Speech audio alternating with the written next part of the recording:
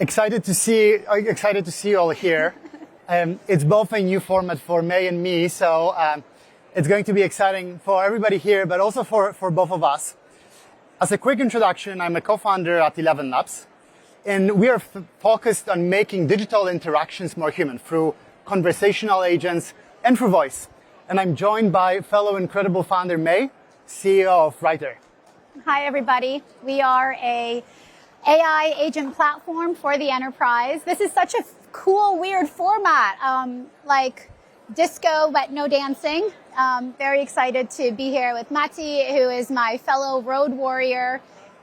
We have just been talking backstage about how the last few quarters has felt like AI everywhere, all at once. I feel like every time we meet, we're on a stage at a conference or backstage somewhere. That's right, from one corner of the world to another. But today in Agentic Theater, of course, we'll speak a little bit more about how AI isn't just another tool. It's becoming a core part of infrastructure for the enterprise work. We'll explore this a little bit deeper, how AI is that infrastructure. What does it mean for human and AI to collaborate together? How is the future of interfaces look like? And how do we do that in a transparent, in a trustworthy way as the agents get deployed in production? So to kick off, first question, and a big question, what does it actually mean to treat AI as infrastructure instead of a tool? And how does the buyer behavior change now that you can buy, that you can build the AI solutions across? Yeah, there's a lot in that question. I think, thinking about this systematically, we break down all of AI transformation as two big frameworks for our customers. One is technology and one is mindset. And on the technology side of things, what I like to really think about with our executives at enterprise companies about is the essential thing we're doing. Like if you back up to 20,000 feet, what are you doing when you lead an AI transformation or try to build an AI strategy? You're trying to take all of the intelligence that exists in your company and you're trying to encode that in AI. And that's a really important thing to do now because we very soon are going to go in an era where you are going to get agentic AI that creates intelligence ambiently. Agents that interact with your employees that throw off new learnings and new intelligence. And if you haven't created a system for capturing that, it is going to be very hard to compete against people who do. So that's the one framing, right? And it's very important to think about the technology rollout in this way, this comprehensive end-to-end way, because that leads into the mindset of what we need to have leaders embody in order to be successful. And the new leaders who are really going to be thinking about AI wall to wall, who can think about AI as leverage, are the ones who are the most creative, the ones who think beyond the silos of their teams, the calcification of their systems. And they are business leaders. I love our CIOs. We work with a lot of CIOs, but this is not a revolution that is outsourced to IT. This is not a software upgrade. This is the rewiring of your entire company, and it requires business leaders to really, really take the reins. And we were on Bloomberg this morning together, and I feel like our comms team was like, ooh, May, no, don't go there. And I think I said something along the lines of like, sometimes I meet a CEO or an exec and I just want to shake them. Like, this is about you. This is not about IT. And, those two things together, the way to approach this systematically, the mindset upgrade that's required, when we say AI is infrastructure now, like that's what we're talking about. Cannot agree more. It's very clear that, especially as we think about voice, about LLMs, it's not only about the research component in the deployment of AI. It's all about how do you actually link it to the existing systems through the integrations? How do you bring the Salesforce, the ServiceNow, all into the enterprise setting, connecting that brain across the organization in one clear way? Then the second piece, like how do you actually build the functions to let the agents execute in the both right safeguards, right rails, but also connecting to what you wanted to execute, whether it's a refund, whether it's an appointment scheduling, how do you actually bring that in a orchestrated way? And then I think the core other element, and that's how we think about the infrastructure at ElevenLabs, is that you can create all that agentic experience, but then the main and biggest important factor is how do you actually build and bring the agents to production? It's frequently easy to do the demo, to do a test, but how do you actually turn from that in a version way, in a testable way, to then bring it to production and monitor and evaluate that over time so you can improve that agentic behavior? And across all of that stack, I think the key thing is focusing on the outcomes and really trying to understand what is that you're solving for in that enterprise setting, what is the company looking and going after.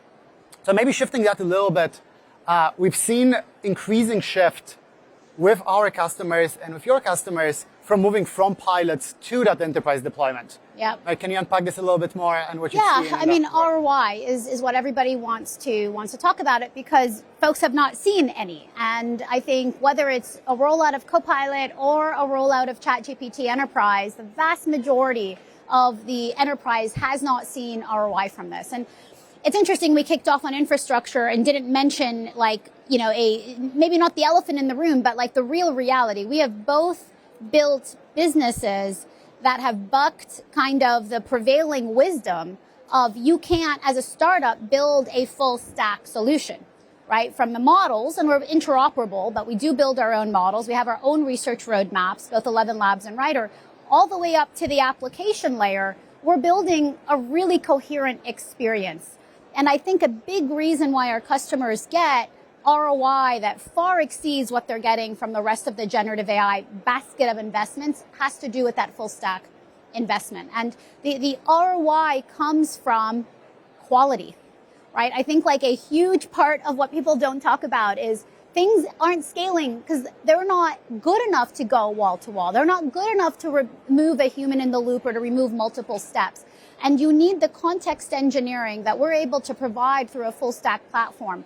The quality, the context unlocks the quality, and then the governance unlocks the scale. And when you build with a blank sheet of paper, a stack that's not built on the bones of something else, Microsoft, then you are able to really get to that centralized observability that's required for our customers to feel like they can scale something. But, I'm not just going to be like, yeah, everyone scales everything. Like you can build incredible V1s that still don't go to full scale because of human reasons.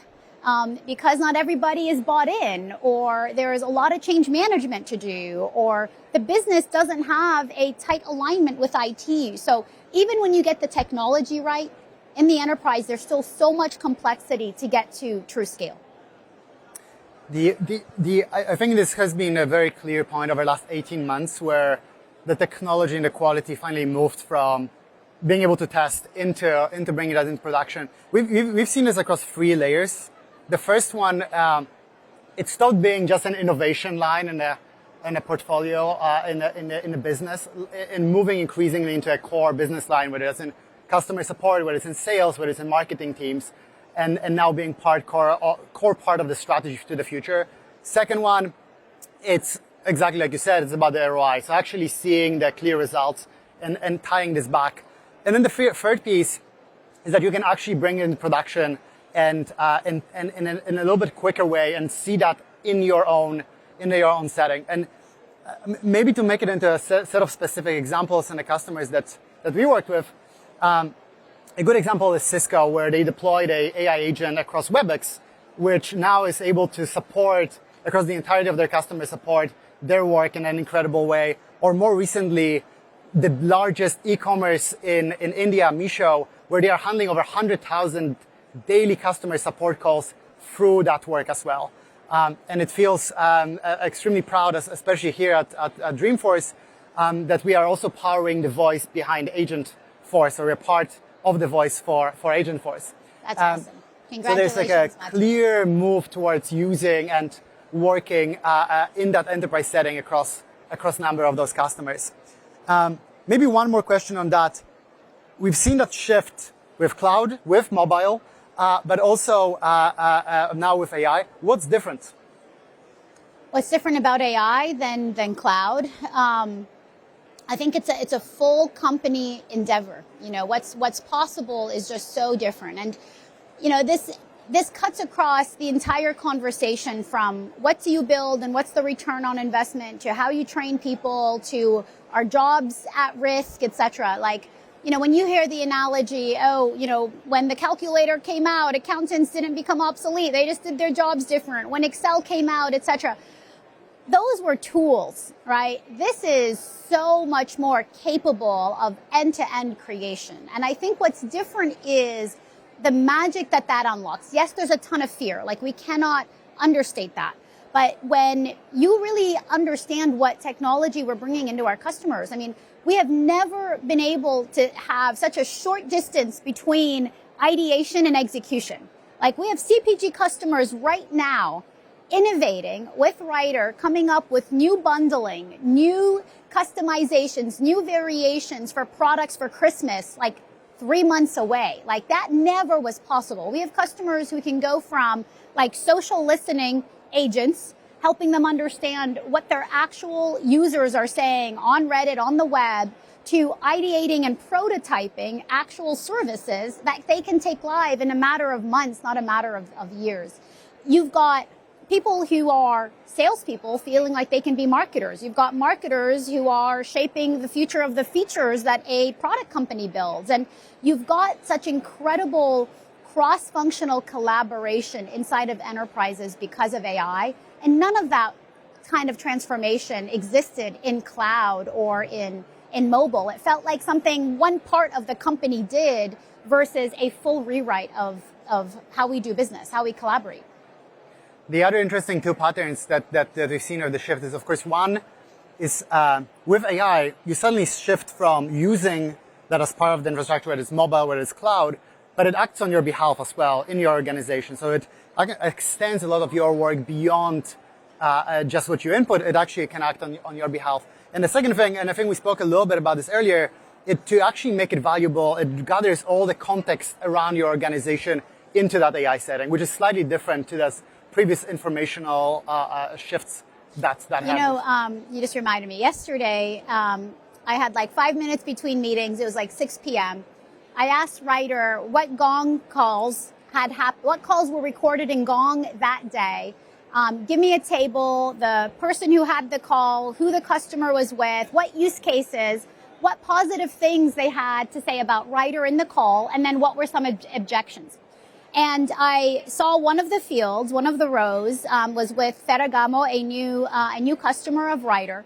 And the woman who had taken that call, a woman named Layla, who's new on the team. And I'm like, oh my God, look at this incredible call that Layla had. And I asked WRITER to send her an email from me and Wasim, highlighting what she did really well on the call and just congratulating her for her new call. And it was so fun to use WRITER to create that kind of connection and empathy and just like showcasing of someone's capabilities that like I could have never been a CEO that was that intimate with my team before our product. That's great. What are some of the other unexpected collaborations you've seen with your customers? Yeah. I have loved seeing, so we say we're a platform for AI native operations, and our sweet spot is sales and marketing. And it's been incredible to watch a field team feel empowered to create the kinds of experiences for their end customer, right, using what marketing has done for them. And Vanguard is just one of my favorite showcases of this. And that marketing team built for, so your sales field, your field sales at Vanguard is the actual financial advisors. And you've got this marketing team that works so hard to put together journeys, right? Mati, you've got a wonderful girlfriend. You're going to be getting married soon. Like, here's all the different financial planning for you. May, you've got 2 kids. They're going to go to college one day. Here's a path for you. And enabling those advisors to use AI to create like highly personalized advice and material and collateral, using everything that marketing wants them to do, but personalizing it in only the way they can, that just was not possible. And that type of go-to-market collaboration, we're doing across financial services, we're doing across healthcare, we're doing across pharma. It's so awesome to see people's just brains light up. Like, oh, I don't have to just do this little tiny thing. Like, I can think much bigger about how to provide a better experience to my customers, to my users. Yeah, there's like 2 interesting shifts we've seen happen across our side. One is the user behavior shift. especially when you combine conversational agents with voice. Oh, give us examples. So a good example is that you can shift from this being a support function, I have a problem, I'm trying to reach the customer support, into this being a front-facing function where it becomes part of the product experience itself. So a good work is recently we partnered with Immobiliare, the biggest real estate marketplace in Italy. And the usual pattern would be I have a problem, I'm reaching out to the buyer or to the seller to get and ask the questions. And it was so successful that now it's a core part of actual embedding in the marketplace. So the first piece and the first interaction you have is actually instead of buyer-seller, it's with an AI agent. And what this actually resulted is two things. One, like if you are calling about a listing, through voice, you're much more likely to share a lot more information. You know, you have all the patience in the world. You can give a lot more details about your use case. And then that's collated as a more holistic packet to the seller to actually give the information. To the human seller about who you are. So the first thing was that changing the customer behavior where they are leaving a lot more information. And that also turns a cost center into a revenue center. Exactly. Now you're helping someone close a deal. Exactly. And you are not anymore moving only with the problems, but you start actually enjoying the experience altogether a lot more. Yeah. Which has been an incredible shift. And we're seeing that across so many other places where we think to a large extent your agent, the voice of that agent will be extension of your brand. So it won't be only a support function, but it will be actually a thing that every company, every brand in the world will start carrying as a part of interacting with their end customers. Yep. And that shift will be incredibly important in the next few years. Yeah, I totally agree. I think, and we should probably talk about trust and safety as well here. And I think brand has a lot to do with that, especially when we're trying to use AI to extend our CX, to extend our UX, to really extend a much more consistent brand and brand promise to our customers, then it's got to be aligned, right, with our actual brand and our brand promise and controlled by people in a very fine-grained way. And, for a long time, we found it really difficult from a technology perspective to help people build the granularity of voice and style into WRITER, right? Whether you're producing an email or an ad, you want it to sound like Mars, like Goldman, like Accenture, etc. And the ability now via the LLMs to do this is just so extraordinary. We used to do this as post-processing. Now it's built into the LLM, which is really exciting. And it's, watching just the transformational power of the LLM scaling has also been incredible as a technology company.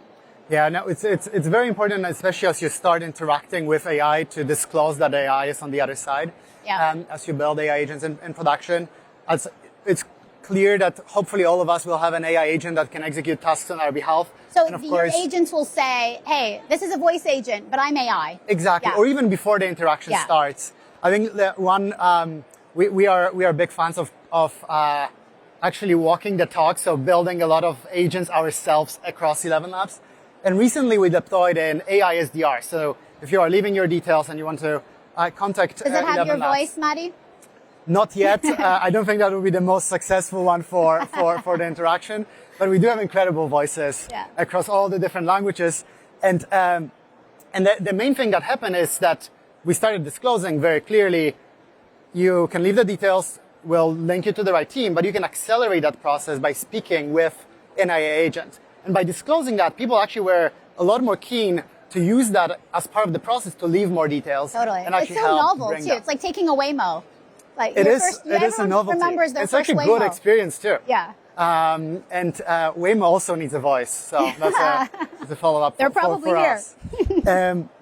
I'm looking at the time, and I think we have 10 more minutes. Okay. How do you think I'm glad you're keeping track. How do you think interface will shift with the agents as you think about the end user interactions and the enterprises? Yeah, I mean, one of the first, when people build custom agents on WRITER, one of the first things they asked us for was a microphone icon, right? Like I need voice input. So, I think we are absolutely going to be speaking to our agents, in 3 to 5 years, it's going to be like an utter sea change. And I'm so excited for it. Like my favorite like just mode of technology is Dune, right? Where it like is high tech everything, but it does not look like there is a screen or a gadget anywhere. And like, I think we have very similar visions in, you know, work is most exciting, most creative, most collaborative when you're looking at a human being and not a screen. And, you know, when I see our ability to help people orchestrate across all their tools, right? Tools that are custom built and don't have really intuitive interfaces, or tools that are essential to some kind of workflow compliance that everybody hates using, and being able to have a delightful interface using it for you that you can also activate with your voice is very exciting. When you marry that to routines and AI being able to proactively nudge you on what your routines could be at work, you know, we're looking at a very different way that the enterprise does business in 3 to 5 years. And voice, whether that is, you know, a human voice activating or a synthetic voice speaking back to you, I think is going to be a huge part of it. No, 100%. It's incredible how through voice you carry so much more information. Yes. You carry the emotions. How many voice notes do you leave on Slack a day? We do huddle a lot. You do huddle. We do huddle a lot. It's just quicker, and you get especially if you imagine a heated discussion, it's the sync versus async is so helpful to bring that. Us too. Across. I mean, between looms and voice notes, like literally hundreds a day across the company, because voice carries so much more information. And when you're trying to convey context, and our businesses, you know, we beat the big companies when we move faster, when we dissect insight from the market more astutely, when we see white space sooner and meet it faster. And like, it just, voice is such a huge way that we convey information in our company versus like long memos. And, you know, we do that too, but like for the fast things, it's all voice notes. And it definitely opens that shift in how we think about the future of interfaces, where for a lot of the companies that we work with, it opens up a completely new way of interacting with the end customers too. You know, traditionally using and having a human voice solution is very expensive. Yeah. Never, I'm sure most of you were stuck on a call with a customer service going through this IVR decision tree of trying to get to the solution, where suddenly now with AI voices, with combination with agents that we are creating, you can suddenly have that experience elevated to something that feels human, feels good. You can get to resolution in a much quicker and incredible way. Yep. And of course, voice was one of the first ways we as humans started communicating, as our lead in US, Ben, likes to say. The whole culture has been carried through storytelling, through voice, and something that will carry us to the future as well. So of course, a huge part for how we think about empowering businesses to interact with their customers as well. Closing up, if we fast forward 5 years, what do you think will feel unrecognizable about enterprise workflows? I think we talked about just what happens with our interactions with software. I think, you know, 2 other things that I don't even think are going to be 3 to 5 years away. Our ability to create new knowledge via agents, and the model's ability to really generalize from that experience are going to mean LLMs become your enterprise brain. LLMs become your enterprise context. And when that happens, LLMs are your system of record. And we are going to move from a human-centric set of systems of record to an agentic-centric systems of record. And it's going to mean a very different way of operating. The human architecture of our organizations is going to change, because we have for hundreds of years built human hierarchies to overcome the high cost of getting manual knowledge work done. And we're going to get much flatter and much more orchestrated as we start managing the output of these agentic systems of record. And as they interact with your goals and with your experts and with your customers, the way that people rise in an organization as leaders is going to change. It's not how many people report to you. It's not how big your budget is. right? It's what kind of impact are you having? And I think in 3 to 5 years, like 100-year-old companies are going to look and operate a lot more like startups. Because what did I just describe? I described a startup, right? So that's exciting. I hope that's exciting. And, a lot of the customers we work with, the folks who lean in, who are the writer admins, some of them are here, they're the most innovative people in the company. And how do you take that energy and that way of being to everyone who works there is what I'm excited to spend the next 3 to 5 years working on. Cannot agree more. We've seen recently, one of our proud recent engagements was working with Ukraine of government, where they are trying to create the first agentic government in the world, which describes a lot of the patterns that you mentioned, where they are trying to bring a lot of the knowledge that would be traditionally just available to the staff in the civil service into the wider world. And whether that's support, so reaching out for services, from understanding the government services and being able to access that in an easier way through agents, to education, where everybody could have a personalized tutor in the future, to actually spreading the message globally around any voice in any language has been incredible. And definitely that shift towards more of a startup behavior, and moving a lot quicker, where you try to shift a lot of the work into codifying what's the actual knowledge that people should have, and then expose this through agentic workflows to the wider world. It's such a democratization. What Matti, do you think enterprise work is going to look like in 3 to 5 years? I think it's going to be omni-channel. So it's going to combine, and exactly as we think about our work, shift from a combination of ways of interacting between the enterprise and the customer. So if they want to reach through text, through voice, through human, all of those options should be available. And we'll see that kind of a better blending of which channel is the best one for a use case. Mm-hmm. Today we see it usually that one channel is available per one use case, and that will be a big shift. Second, it will be omni-model, whether that's visual, whether that's voice, whether that's text. It will be blended in one place as well.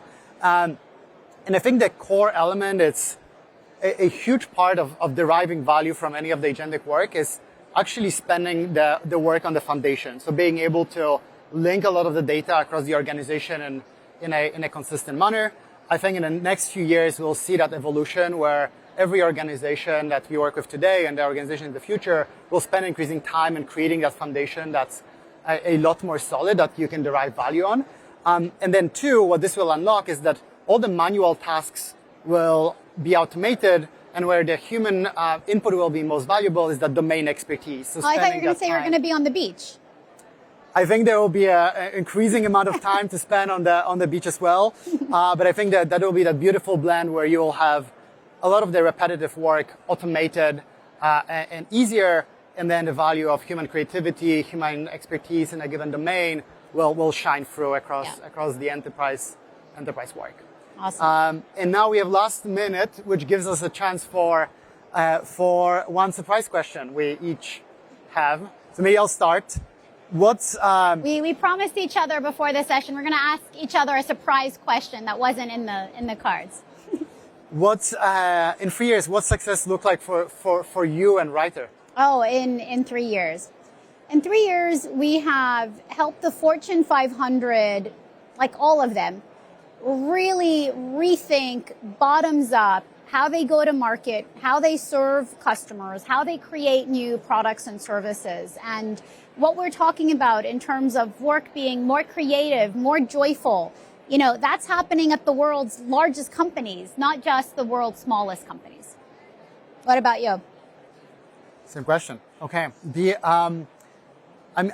It's very clear that how we interact with technology is shifting. AI is the biggest foundational shift for the world, probably bigger than the internet. And I think for us and the rest of the company, we see that as an opportunity to be voice of that change, to be the voice of the AI. And we would love to make that possible and make it happen and create the voice of technology. Okay, so here's my secret question for you. What voice out there would you love to license that you have not licensed yet? Dream voice licensee. So I study mathematics, and I love a lot of the people across that space. And we recently got to work with the estate of Richard Feynman, where you can interact with Richard to learn a lot. But my idea next would be Albert Einstein. So we have a good very cool spectrum of characters. Well, I bet Benioff has got some connections there. He does have the trademark. So, no, thank you so much. Thank you so much. Thanks, guys. Thanks, everyone.